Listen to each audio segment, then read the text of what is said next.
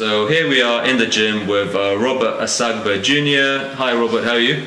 I'm good, thank you. Yourself? Well, thank you very much for being on the channel, and just tell us a bit about yourself and how you started your journey into boxing. I've been boxing for a long time now. So I originally came from rugby.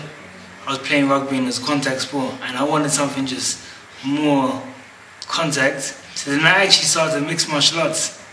And then, funny thing is this story. So I was doing kickboxing, and I wanted to spar. I was like, I'm ready to spar, I'm ready. This girl sparring, let me spar. They let me spar a girl, and I went to give her a full power kick. She blocked it with her shin, and I was in so much pain. I said to myself when I went home, I'm not sure this is for me. Maybe boxing is more down my street.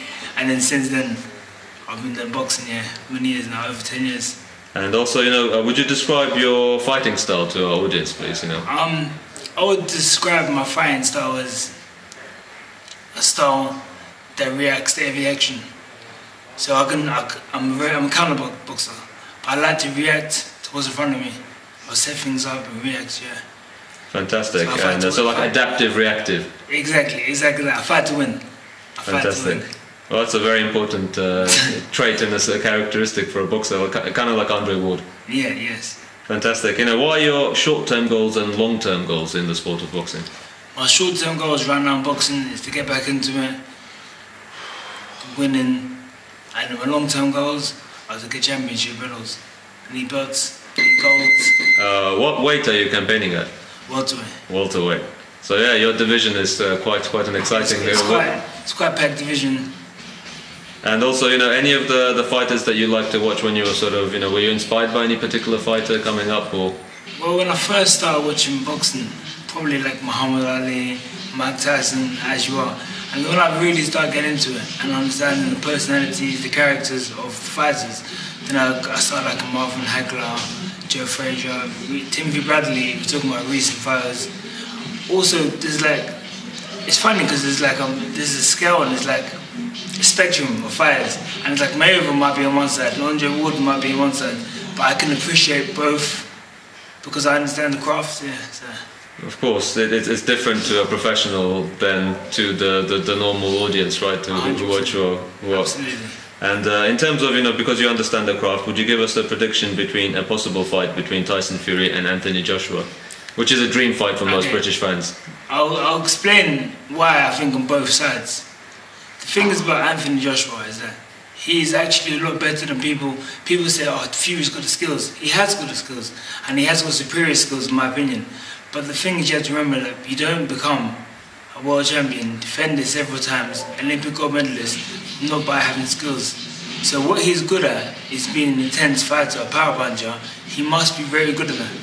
I believe that is Fury's weakness, but I do believe that his strengths will go over Joshua, and I believe he'll win, not by a stoppage, but by points. I have Tyson Fury by points. Yeah, a lot of people we've asked are sitting on the fence, but I think it'll be a really close fight. I think it'll be. If I had to give my mind, because I always bet on the skillful fighter beating the more physical fighter, because that's usually what happens. The old saying, skills pay the bills, right? Exactly. Fantastic. And then before all of that happens, we've got AJ versus Usyk just coming up, But the thing is, again, that's a tough fight. That's a fight that a lot of people are going to be like, oh, AJ is going to blast him out, Usyk is more. But they haven't checked Usyk's catalogue. Like Usyk, didn't he beat Frazier, Clark, or was it Joe Joyce? Joe Joyce, yeah, yes, Joe Joyce. And this is just not that many years ago, with no head guard. So Usyk, just because he's smaller, that doesn't mean that he can't take the shots. That doesn't mean the smallest heavyweight world champion was 5'5", weighed 178 pounds. So I know it was many years ago, but what I'm saying is that you can't just say, oh, he's going to lose because he's smaller. But I do believe Joshua will win. Yeah, sometimes it's not the size of the dog, but the fight in the dog, right? So 100%, absolutely. And also, just tell us, why should people tune in, come on the 18th of September to Purfleet, Circus Tavern, to watch you fight? People should come to watch me fight because this is going to be a brilliant display of skills, power, and blood. So there's going to be knockouts. There's 100% going to be knockouts on 18th of September. That's why you come.